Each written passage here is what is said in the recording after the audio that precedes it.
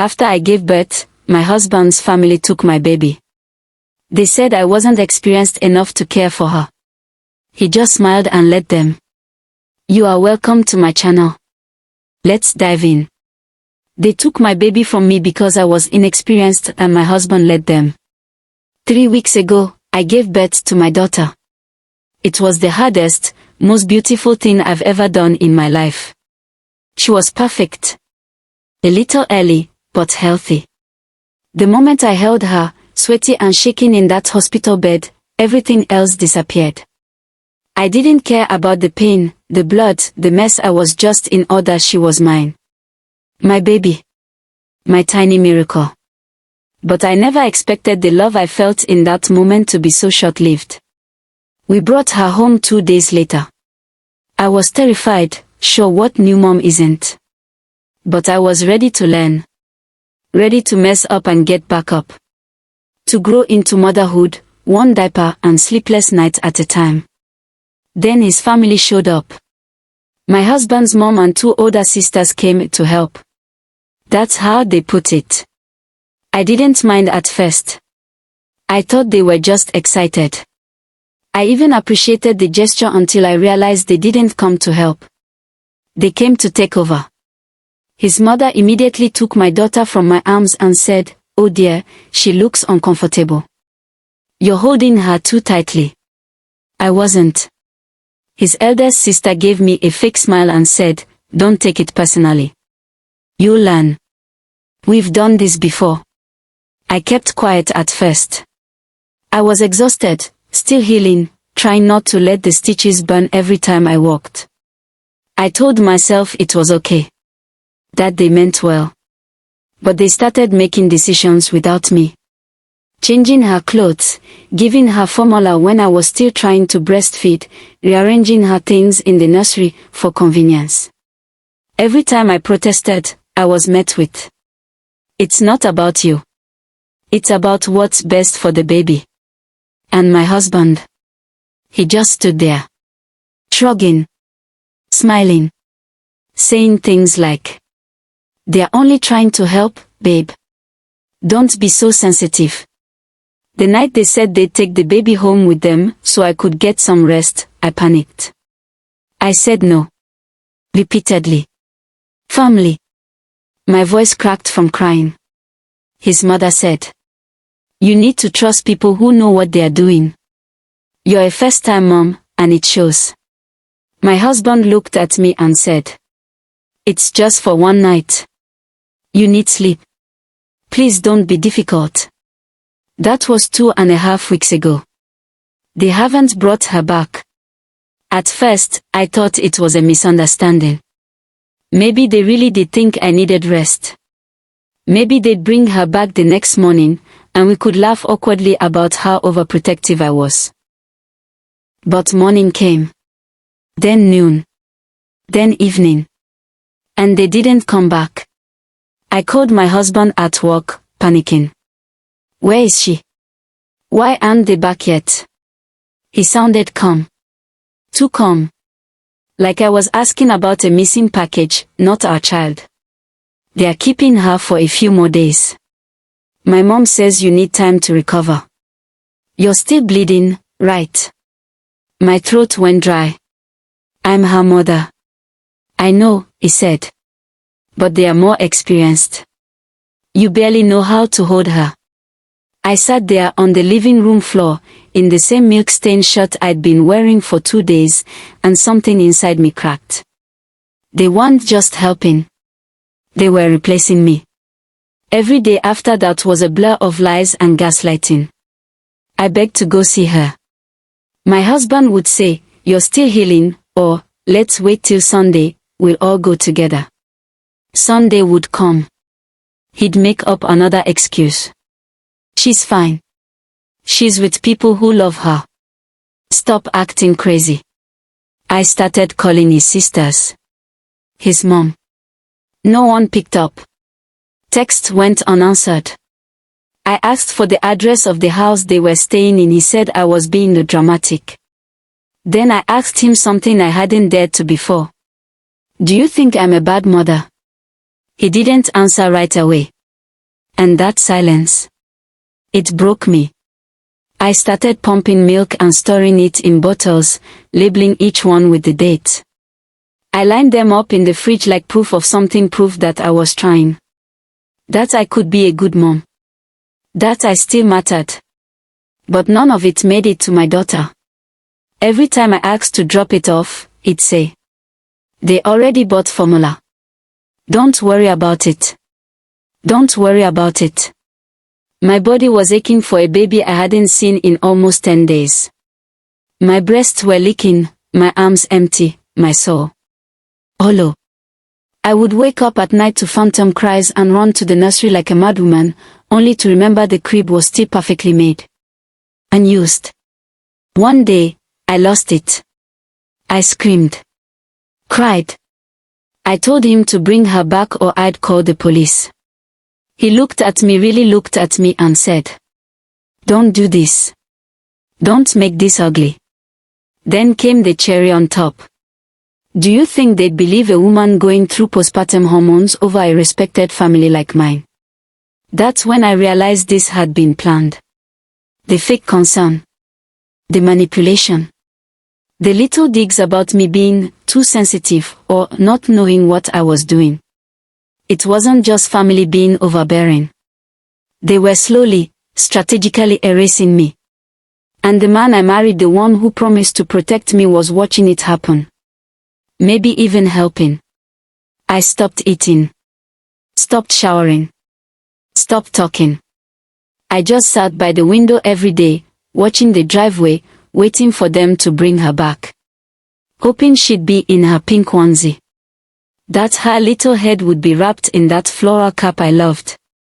But she never came. It was the 13th day without my baby.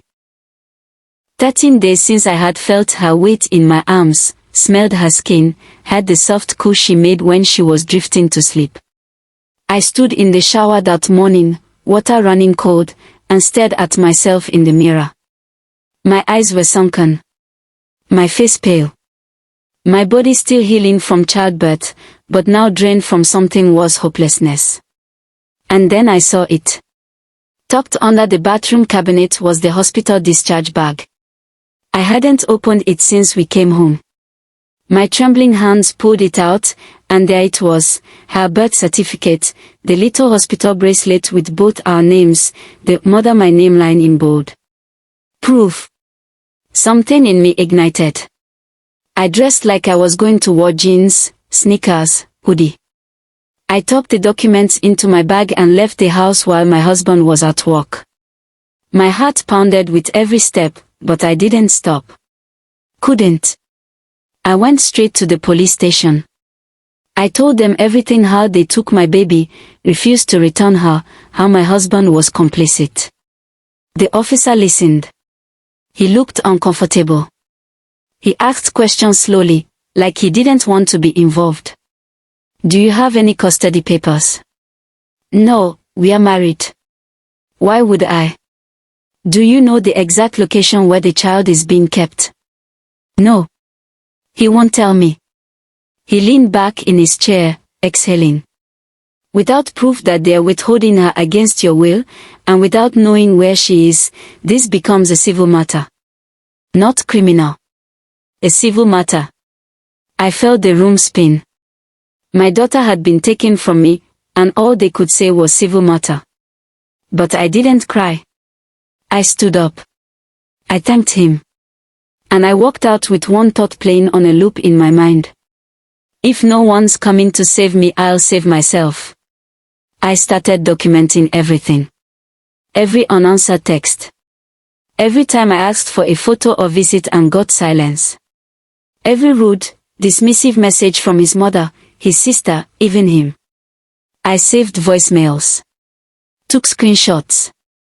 I even recorded a call where he told me to calm down and be grateful the baby's in good hands. I wasn't calm. And I sure as hell wasn't grateful. I found a women's legal aid center downtown.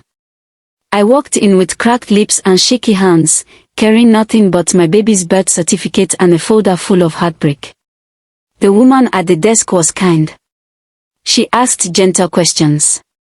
Then her face changed when I said, "They took her. And I haven't seen her in almost 3 weeks." She called someone. Then another. Within days, I had a lawyer. A real one. A woman with fire in her eyes who said, "They don't get to do this to you." We filed an emergency petition. I served my husband at work. The paper said, "Return of child to biological mother." The day of the hearing, I wore the only black dress that fit me post-birth and tied my hair back. My hands were cold, but my spine was straight. His family showed up like it was a social event. Smacking. Whispering. As if they were sure I'd be dismissed. But when the judge read the hospital record, the birth certificate, and then looked at me and said, "You gave birth. You're the legal mother. Where is your baby now?" Everything shifted. They had no legal custody. No documentation. Just entitlement. And finally, that wasn't enough. The judge ruled in my favor. Immediate return. That evening, I stood on their porch, shaking as the door opened. His mother glared at me like I was the intruder. I didn't care. And then, she brought her out. My daughter. Wrapped in the same blanket I'd left her in.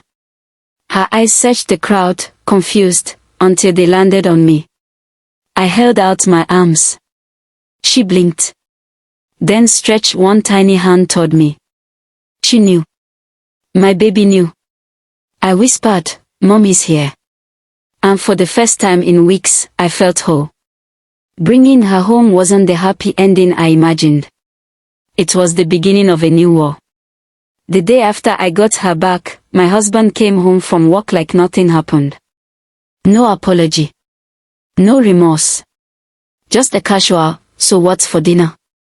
I looked him dead in the eye and said, "You let them steal her from me." He scoffed, actually scoffed. "I did what was best. You were overwhelmed. You needed rest. Rest. They took my child." And he let them. That night, I locked the bedroom door with the baby in the bassinet beside me. I didn't sleep. I just watched her chest rise and fall, wondering how many milestones I had already missed: her first smile, the way she liked to be held, how she cried when she was hungry. All stolen. In the days that followed, his family called non-stop. Demanding visits. Complaining to neighbors. Saying I was unstable and unfit. My sister-in-law even showed up at my doorstep with a diaper bag like she thought she could just take her back for a weekend. I shut the door in her face.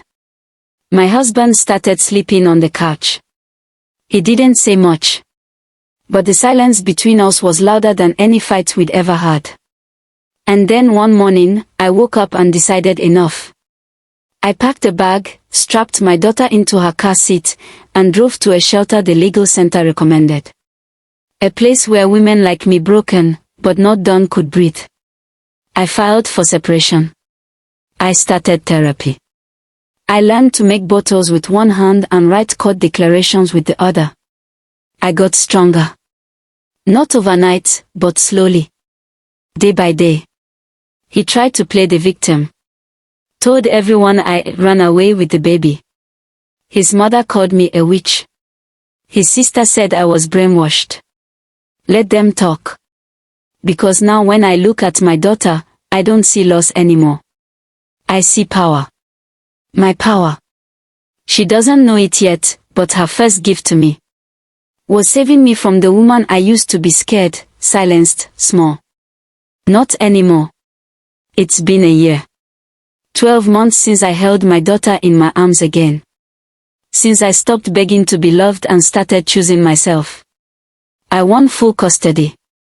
My husband, now ex, tried to fight it, but the judge saw through his charm.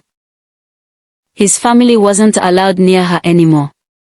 The court called their actions emotional abuse. I called it stealing. But I got justice. In the only way I could. I've moved to a smaller town, just me and her.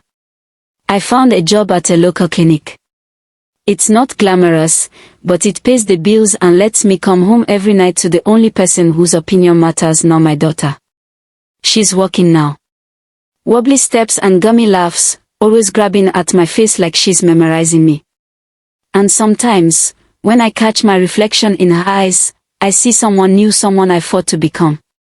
We don't talk about him. She's too little to ask questions, and I'm too focused on making her world soft and safe to let old wounds bleed into the present. But sometimes, in the quiet moments like when she falls asleep on my chest, warm and small, and everything I remember. How they said I wasn't experienced. How they tried to take her. How he smiled like it was no big deal. And then I smiled too. Because look at us now. She's thriving. I'm healing. And when strangers say, she looks just like you, I nod, because they're right. She has my eyes. But more importantly, she'll have my strength. I never thought this would be my story. I was just a new mom trying to do everything right, and somehow I ended up fighting for the right to love my own child. Some nights I still replay it all, the betrayal, the silence, the way he just stood there and let them take her. But then I hear her laughter from the next room, and it reminds me. I didn't just survive. I reclaimed everything they tried to take from me. I'm not looking for sympathy. I just needed to let it out. But tell me honestly. If you were in my shoes, could you ever forgive him? Because even now, part of me wonders if I should have burned the whole bridge.